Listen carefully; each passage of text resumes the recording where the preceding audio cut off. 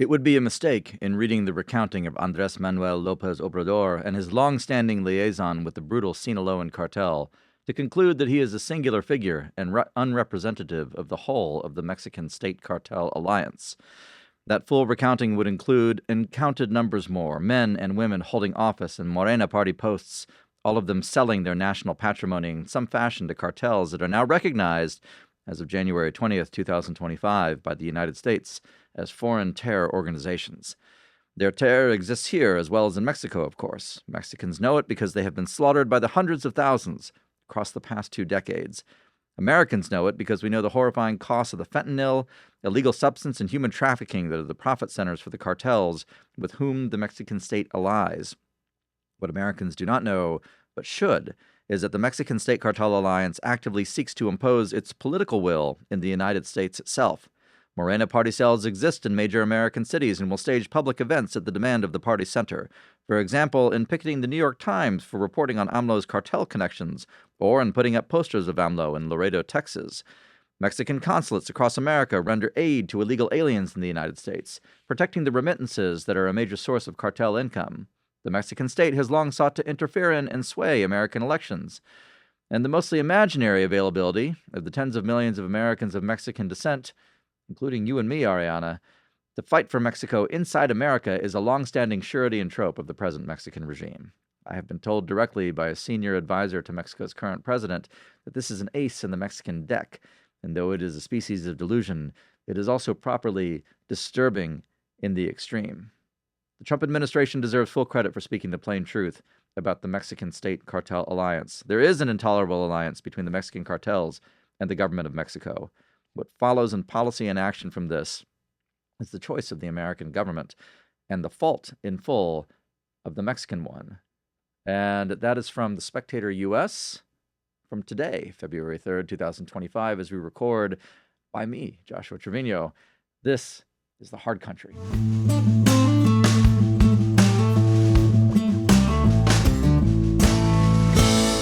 Welcome back, everyone, to The Hard Country. My name is Ariana Guajardo. The word of the week is tariffs. There was supposed to be a 25% tariff imposed on Mexico. The keyword there, of course, being supposed to be and was going to be imposed. Here to sort through all of that with me today is Joshua Treviño. Welcome back to your own show, Josh. Thanks. It's not my show. It's the people's show and yours. So good to be back. The people of America? The people of America, and especially the people of the border for whom we were perennially concerned. Look, you started with Paris. I think that's a great place to start. You're absolutely right. President Trump threatened to impose tariffs on Mexico that were going to go into effect on Saturday, this past weekend, of 25%, which would have had the effect of essentially cratering the Mexican economy given a few weeks. As of this recording, the Mexicans have agreed to a series of concessions that have delayed the implementation of the tariffs for 30 days. They include the formation of working groups on security and trade. They include the dispatch of 10,000 Mexican troops. The nature of the troops is unclear to me, whether they're Guardia Nacional or Sedena. I think I read that it was National Guard whenever I was looking. Okay. Mm-hmm. The Mexican troops most likely to be engaged in cartel activities will go to the border. And then there is apparently a very quiet reimposition of the Remain in Mexico program that was very successful in Trump's first term. So I don't think we're out of the crisis yet. Of course, that will fully take years, but you have to credit the White House and President Trump in particular for at least getting this initial round of concessions. What remains to be seen is how and whether there's going to be a political desire to break the state cartel alliance that President Trump correctly identified as being at the center of Mexican civics now. Well, let's actually start with what you were pointing out at the end of the article that you were just reading from, which was like Trump was definitely saying what for a while seemed to be kind of a quiet part of what was being hidden by the Mexican government, which is that they have been working alongside the cartels. And in many ways, the cartels are embedded in the Mexican government. Right. which was, I think, surprising because we haven't seen that from a president in the past, being able to admit something like that. No, we haven't. I mean, telling the truth about the nature of the Mexican state has been the exception rather than the rule from American officialdom for a very long time. And longtime watchers of the hard country know, we've talked about this on multiple occasions, that there's been this state of denial, sort of like living in, I mean, the metaphor that I've used is Saigon 1962. Everybody knows that things are getting worse, but there's not any desire to change the status quo. Well, if anybody's going to change the status quo, it's going to be Trump 47, right? Even more than Trump 45. But one of the things that he's done is he said what has been obvious to absolutely everybody, especially in Mexico, for years and years and years, which is that the state and the cartels operate in synthesis with one another. We at the Texas Public Policy Foundation have published report after report after report after commentary on this. It's a commonplace. I mean, I can go through chapter or verse. You're kind of leading the direction of the show, but I mean, suffice it to say, I mean, for those of you watching at home, it is absolutely indisputable that that the cartels in the states, the formal sector in Mexico, exist in cooperation with one another. It is indisputable that Andrés Manuel López Obrador, who's still the godfather of Mexican politics and was president of Mexico for 6 years until October 1st of 2024, has been in the pay of the Sinaloa cartel, widely reported. It's indisputable that the Sinaloa cartel has likely intervened in Mexican politics on behalf of the ruling regime. And it's indisputable that there have been a variety of public events, from the Mexican president paying respects to El Chapo's mother to publicly declaring in May 2023, as he did in Veracruz, that he would use the Mexican military to defend the cartels against American action. The evidence piles up, and after a certain point, you have to call it what it is, which is a narco presidente who's been in charge of Mexico. And now this regime, even though he is formally out of office, is still in place. And the question is whether or not it is willing to turn over a new leaf. I have my doubts, but the president of the United States is giving them 30 days to show whether or not they can. Right. And it was with the new administration now, too, with Sheinbaum, because during his last presidency that overlapped with AMLO, am I correct? Yes. So the last Trump presidency did overlap with AMLO. So AMLO took office in late 2018, and so there was about 14 months of overlap. Right. But this is his first time dealing with the Sheinbaum administration, and something that I thought was at least notable was that 30-day pause, which I kept noticing on like both the tweets and then from the White House statements, was that it's a pause on the tariff for now. So what are the kind of actions that you think that he and the administration would be looking for in the next 30 days? Well, I don't speak for the administration. I can tell you what's on my wish list. And number one on my wish list is accountability, period, full stop. I don't think the Mexicans would ever do this, but the U.S. Department of Justice has had a series of investigations of major Mexican officials, including Andrés Manuel, including Salvador Cienfuegos, who we very foolishly gave back to the Mexicans in December 2020. Those men need to be held to account and brought to justice where appropriate. And that, to me, would demonstrate a true political commitment on the part of the Mexican regime to actually being a good neighbor to the United States. Now, do I think that's within the bounds of political reality? Not yet. It could become that, given sufficient pressure, which we ought to bring. But that's not where we are right now. It's important to understand that even though the president of Mexico right now is Claudia Sheinbaum got the dedazo. I mean, she was handpicked as AMLO's successor because she doesn't really have an organic independent base within the Morenista coalition. AMLO's still running the show. His son, exercises major influence, is a leader in the Morena coalition. There have been a couple of kind of test incidents within the Congreso and Senado in Mexico that have really demonstrated that AMLO is still in charge. Because he's taken the point to send some messaging votes Claudia's way, showing that she's not going to get her way when she opposes him. There was even an incident about 3 weeks ago, I don't think we've talked about this on the show, in which there was a letter circulating among Mexican legislators basically saying that Claudia would face the wrath of the people. I'm paraphrasing, but essentially face the wrath of the people if she cooperated with the Yankees too much against the cartels. This was a letter circulating among elected officials in Mexico? Among legislators in the Mexican Congress and Senate. And the rumor is, I say it's rumor, it's been reported in Mexican press, you can take that for what it's worth, is that that letter was circulated at AMLO's behest. Again, so there have been a series of signals and warnings from AMLO to Claudia that say, hey, I retain the real power in Mexico. Now, Claudia, I would advise. Look, I'm doing a podcast in Austin, Texas, so this is this is a species of hypothesis, let's say. But I would advise that U.S. policy, if we're interested in a strategic solution, and this is by no means a critique of what the White House has done, which has gotten more results in 14 days than the Biden regime achieved in 4 years. But I would advise that the current formal president of Mexico, Claudia Sheinbaum, be brought to make a choice. She can either continue to endorse and protect this corrupt cartel-allied superstructure that is at the heart of her coalition, or she can be a true friend and neighbor to the United States. And if she chooses the latter, which she ought to, then the United States is going to support her to the hilt. But until we're willing to fully impose that decision in ways that are decisive and irreversible, this is a problem that's going to come back again and again and again. And look, on the Mexican side, I think the White House understands this. It's full of savvy people who know this landscape very well, many of whom we've talked about in previous shows. But they understand that the Mexican game here is to obfuscate, delay, set up processes that are their own end states, set up working groups that never quite achieve anything. And this is something that they're quite good at. For all the Mexican states' incapacities, and they are legion, one thing that it and its apparatus does very well, historically speaking, is manage the Americans. You saw this again with the Biden people. They absolutely played them like a fiddle. Ken Salazar was basically the Mexican ambassador in Mexico rather than the U.S. ambassador in Mexico. Same thing with Anthony Blinken, same thing with President Biden.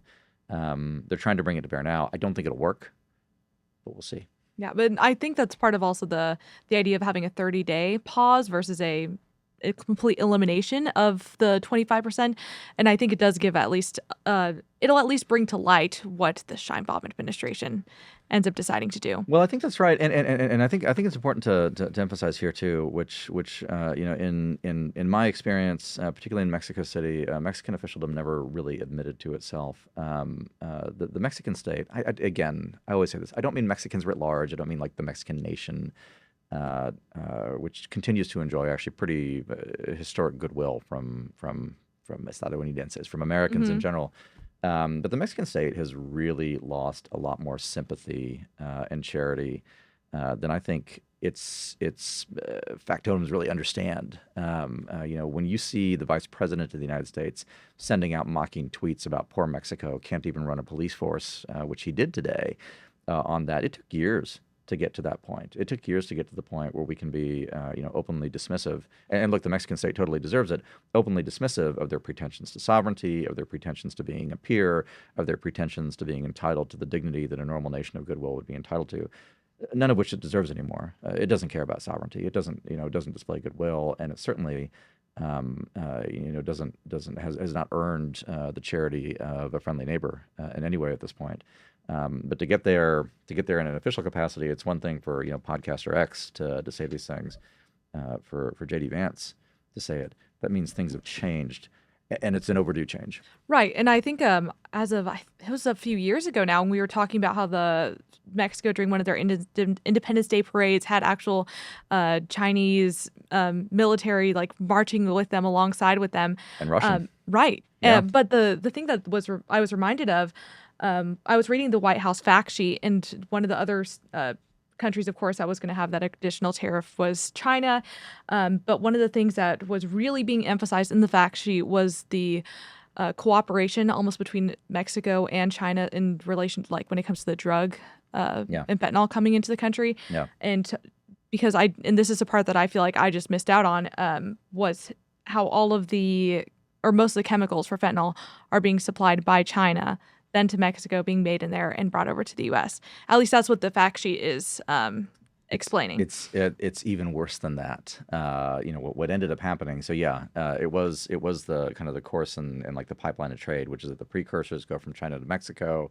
Fentanyl's produced in Mexico. I mean, sometimes it's produced in China, but it's produced in Mexico, and then it flows north to the United States along the trafficking networks. There was an exchange between AMLO and Chairman Xi a few years back. Gosh, I think this was 21 maybe, but somebody on the internet fact check me on this. In which it was this preposterous kabuki, basically, where AMLO writes this public letter to Xi saying, "Have you heard about fentanyl?" And Xi writes back and says, "I don't know anything about fentanyl." And then behind the scenes, what ended up happening is they came to this agreement saying that, well, we're going to cut down on the shipment of precursors to Mexico, which which they did. But it's a technical malicious compliance, because what they ended up doing, and I had a very illuminating conversation with some I won't say who it was, but some security oriented personnel actually in Laredo, Texas, over a year back, and they relayed to me in detail that what ended up happening was that the production facilities and personnel moved from southern China into Nuevo Leon in northern Mexico. So you've got now literal Chinese staffed production facilities for both precursors and fentanyl itself in Nuevo Leon in particular. That's what they were talking about, that are then producing and going. So yeah, the traffic's like the transoceanic traffic's gone, but now the stuff is being produced in northern Mexico, which is even worse for us in the United States. So that challenge remains unsolved. But I have to say, I don't want to skip over No, where you please want to go take ahead. the show, Ariana. But I have to say, one of the things that's very hopeful to me is this early stage focus by new Secretary of State Marco Rubio on eliminating Chinese influence in the Americas. You saw it with the Panama Canal.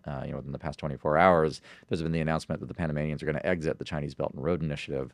I have to imagine that as part of this effort, this renewed Monroe Doctrine to push the PRC and the Chinese Communist Party out of the Western Hemisphere, that Mexico is going to be on the receiving end of a similar effort. I hope. Because of their tie to the Chinese? 100%. Yeah. And actually, let's jump over to what you were saying with Marco Rubio, because he had a piece published in the Wall Street Journal. I think it was at the end of the week on Friday. And one of the things that he was emphasizing was the U.S., as in his words, could no longer rely on having all of our materials that we use across the seas, because during COVID especially, we saw what happens to our supply chains as soon as something goes wrong and they shut down. Yeah. And he was saying it's a better thing for America to be moving things into the Western Hemisphere. But the countries that he was speaking about were, and the ones he listed visiting were El Salvador, Guatemala, Costa Rica, Panama, and the Dominican Republic. Mexico being left off of that list. Right. So do you think that is a direction that we might see the Trump administration take things and working more towards bringing things over to the Western Hemisphere, or do you think it'll be more America specifically? Well, again, it's speculative on my part, but Right. It's an informed speculation. And if it weren't, you shouldn't be watching this podcast. So take that, viewing audience. There's no question in my mind, but that one of the reasons that the State Department is so heavy with Latin Americanists, I mean, Marco Rubio being at the apex of the pyramid, but people like Chris Landau and incoming Ambassador Johnson in Mexico City and so on, is that there's a real focus by the Trump White House, by Trump 47 especially, on to borrow a phrase, what might be termed America's near abroad. That's actually a Russian phrase, so don't take that. Don't take that. We need to invent a new American one, Josh. We might do well. Yeah. So the hemisphere, though, right? Uh-huh. I mean, when you think about what the actual proximate American strategic interest in controlling the approaches to the U.S. homeland, you're talking about the Caribbean basin. You're talking about the eastern, kind of the eastern third of the Pacific. You're talking about the Arctic, and it's not coincidental that a lot of the initial focus. I mean, can you believe this administration's only been in for like 2 weeks? It seems like a year. With the amount of stuff that's point. happening, I know. Oh, I know. Honestly, if the activity of the past 2 weeks had been stretched out into 4 years, I still would have said, "Great presidency! Like, good work. It's fantastic." It's only February 3rd, so it makes me tired to think about, but I'm also happy with it. What you're seeing, and to your point with Marco Rubio's travels around the region, it is an effort to start solidifying U.S. influence and U.S. hegemony. There's no other word for it in these regions and in this area, and I think that's going to continue. Now, why Mexico's not on the list, I don't know. My guess is that Mexico's a special case. I mean, it is. The Mexicans will tell you that. And we already have a large trade with them too. Like this, I think, was to increase the countries that we don't have as large of trade with. At least that's what it seemed to me. I mean, it was to an extended trade mission, but it was much more a security mission. Okay. And so again, like we don't have a full readout on everything that was discussed. I mean, for obvious reasons, but when you look at that list of countries that he went to, I mean, that is a Caribbean basin, Southern approaches trip, and it won't be the last of its kind at all. Right. Yeah. And then, of course, like the quote that I stood out to me was he was saying, "Making America great again also means helping our neighbors achieve greatness." Mm-hmm. So it still seems it's just interesting reading both articles that are written by a more left-leaning perspective compared to Marco Rubio, and kind of seeing the contrast where the left is, I think, really trying to demonstrate that Trump is antagonizing other nations, whereas Marco Rubio is making clear that on an insider perspective, that's not the case. So you're referring to two pieces. You're referring to Marco Rubio's essay in the Wall Street Journal. Yes. And then the other ones I'm thinking of, there was an article that was published in the New York Times that was or actually, no, the one The that Nation. stood out more. Yeah, that was the other one. So the Yes. Nation was describing Trump's his last term and saying that he had draconian sanctions against Venezuela during his last administration, and actually that those sanctions are the reason that we have the crisis at the border today, because Yes. that's what ruined it. And I think that there's just a big contrast in the way that this is being received. What do you think? It is. I mean, it is. I'm glad you're highlighting this because I mean they're both describing the same thing, right? I mean, they're both describing very aggressive American foreign policy, rooted in historic American interests. In this case, an interest in the Western Hemisphere, the Monroe Doctrine. Although nobody dare say its name, the Roosevelt Corollary, which is my favorite part, my favorite addition to the Monroe Doctrine. Will you explain what that is? Oh, everybody knows. Don't worry. No, I'm fine. I'll explain it. So the Monroe Doctrine, in sum, is the doctrine that European powers in particular, but extra hemispheric powers is really how we interpret it, should not exercise dominion in the Western Hemisphere. And the Monroe Doctrine, I will say it's not popular in Latin America, but the Monroe Doctrine is the singular reason that large swaths of Latin America were not recolonized after the Spanish departed, circa 1820. And so it's been a powerful, kind of strategic tool to keep the hemisphere relatively independent. The Roosevelt Corollary, which, as the name suggests, was articulated by Theodore Roosevelt, so 85 years after the Monroe Doctrine comes into existence, was essentially an assertion that this is my paraphrase, this is not what TR said, but that we cannot allow ungoverned spaces in the Americas, and so it was used in a variety of spheres when local governance broke down. For example, in Cuba, it happened a few times. So under the Platt Amendment, we were able to go in and restore order in Cuba. We occupied, Nicaragua and Haiti for something like 20, 30 years in various cases. And so it was done under this Roosevelt Corollary kind of rubric and framework. And it happens to be, although again, there's a school of thought, like with our friends at the Nation, who say this is antiquated, this is old imperialism, this is well, the nature of man and his interests, don't change, nor do the mechanisms. The proximate tools might.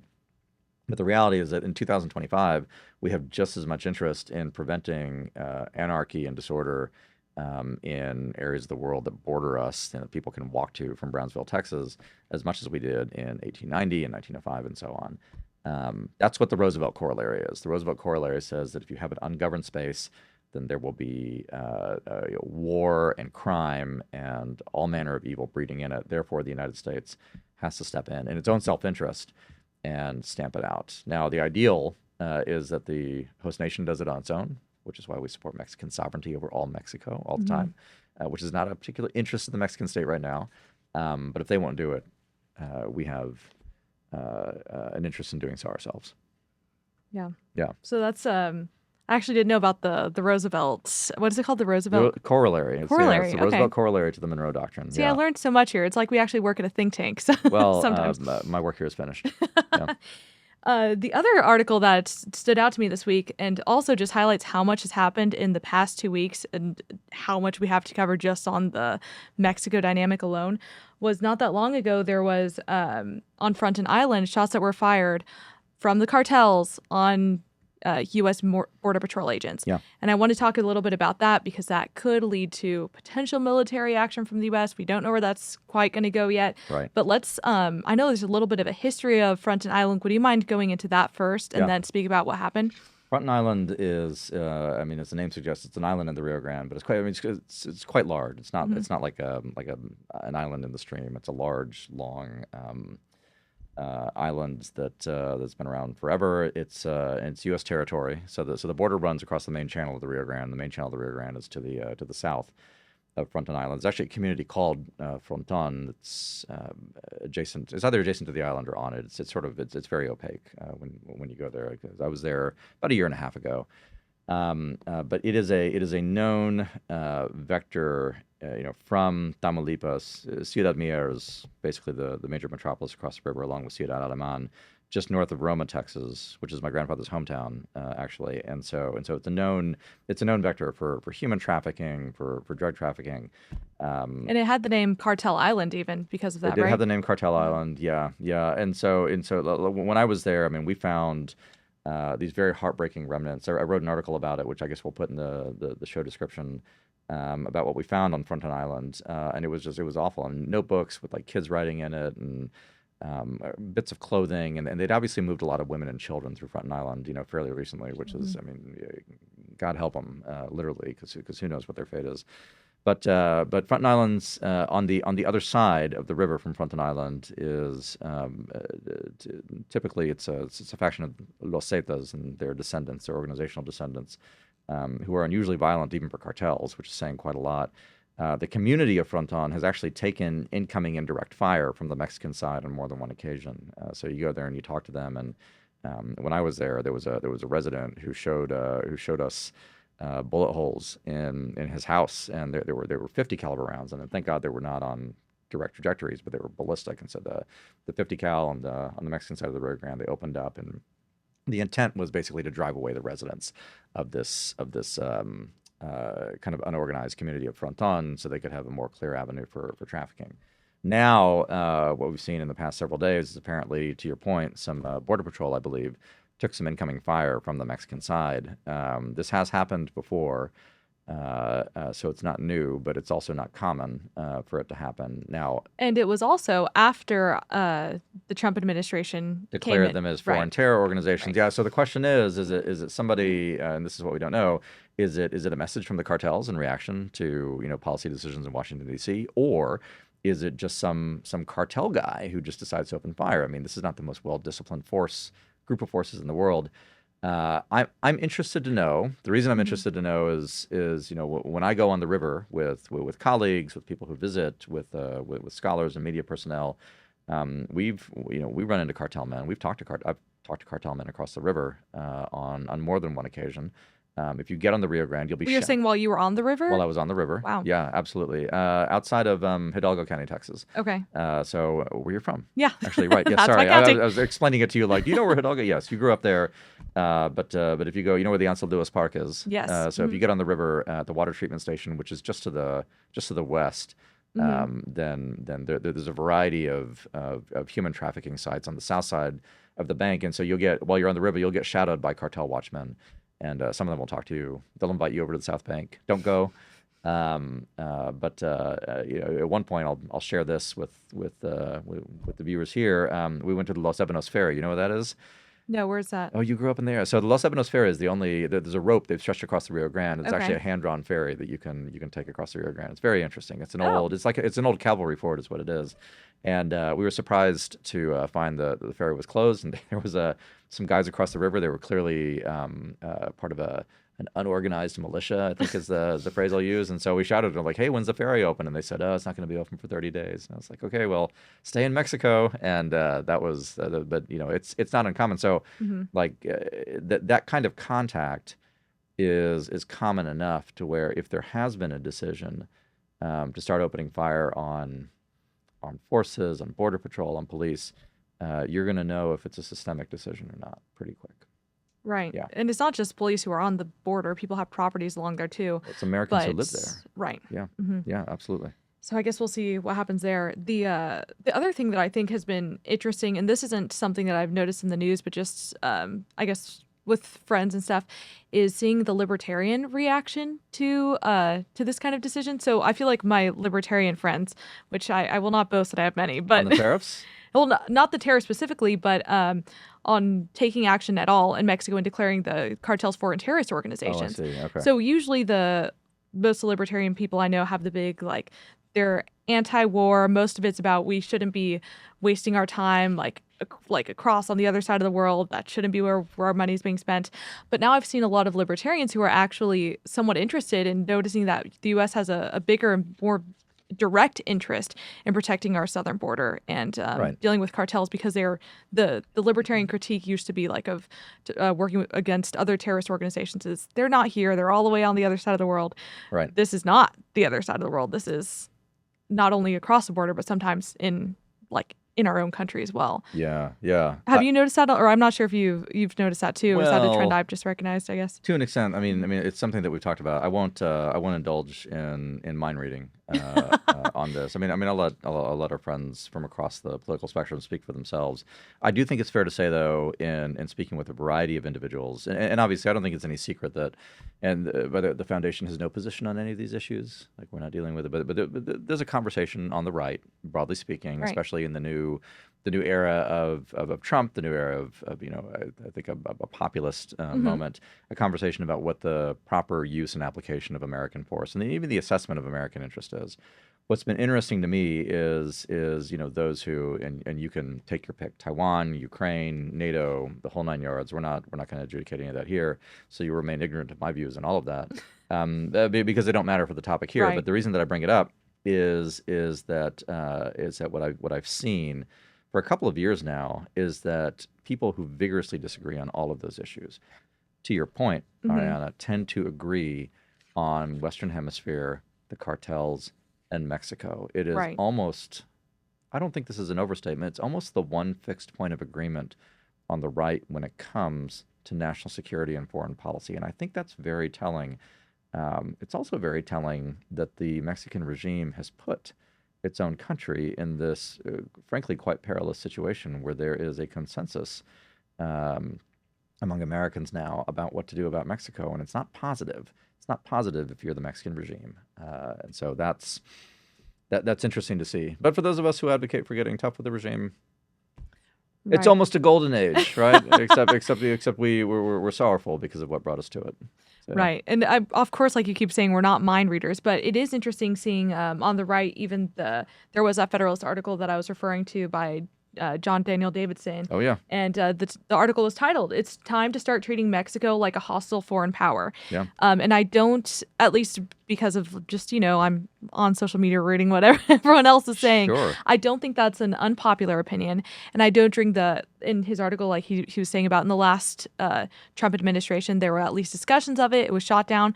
But I think that is something now that's being weighed more heavily. Do you agree that that's at least, it's being considered? It is. It By is. the No, administration? yeah. It absolutely is. Look, the fact that, and I'm not saying the Trump administration doesn't work with Mexico, because obviously they are with this 30-day Right. pause and the working groups, and may it bear rich fruit, honestly.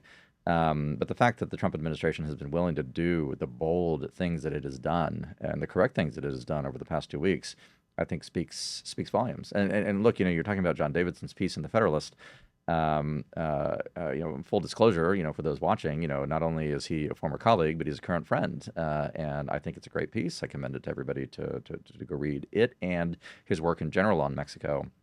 But, I can tell you firsthand, I don't think I'm mind reading on this. So John, if you're watching, if you disagree, let me know in the comments or text me or whatever. But, John is not, I'm not anti-Mexican. You're not anti-Mexican. John's also not anti-Mexican. I have been to Mexico City with him on, professional trips, and we've met with a variety of individuals, media when he was working here at the Texas Public Policy Foundation.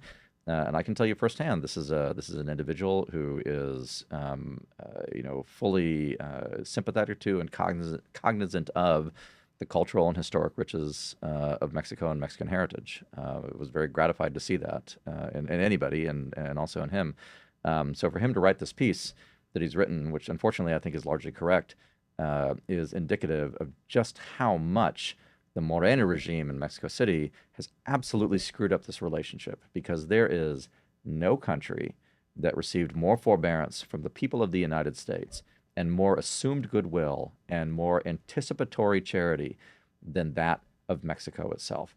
And for them to squander it is a world historical strategic blunder that they are going to come to understand in full, I think, sooner rather than later. And do you think that the next 30 days could dictate how the U.S. handles other aspects of Mexico policy? Maybe. It's entirely possible. Right. Keep in mind though that this is a permanent relationship, right? Like, we're always going to be neighbors. We've had 200 years of history and relationship, and so 100 years from now, the U.S. and Mexico will still be, like the 4,000th episode of The Hard Country will be there, and our children will be hosting or something. I don't know, but so. all human events are contingent. History continues no matter what we do. There's not going to be a finality to it, but we do know that it's always going to have to be managed. I guess the question is, my hope is that if there is a Hard Country podcast in the year 2055, that it's incredibly boring because we're talking about like water management or something like that.